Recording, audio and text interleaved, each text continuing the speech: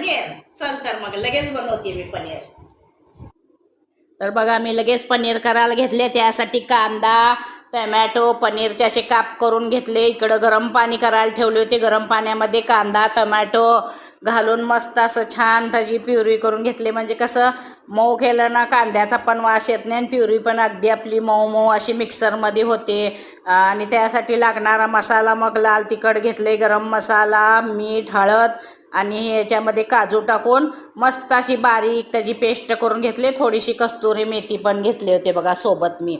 मग पनीर असं कढईमध्ये तेल टाकून छान असे तळून घेतले. म्हणजे कसं कच्चं पनीर नाही आवडत ना आम्हाला, त्याच्यामुळं म्हणलं चला त्याचे तळून असं हे करून घेऊया.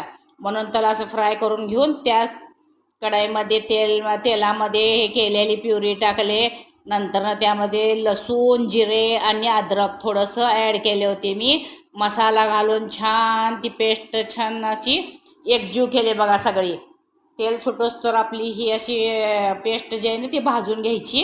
नंतर ते आपलं पनीर टिक्का मसाला होता माझ्याकडं, ते मी थोडासा 1 चमचाभर घेतला आणि त्यामध्ये दूध मिसळून त्या प्युरीमध्ये ओतून घेतले.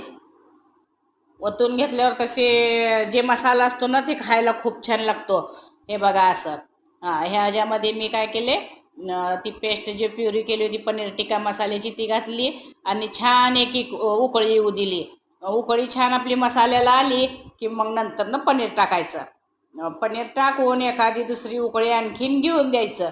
म्हणजे कसं आपलं पनीर खायला खूप छान लागते. बघा असं तेल सुटोस तर आपली प्युरी मी शिजवून घेतलेली आहे. मग आता टाकणार आहे पनीर.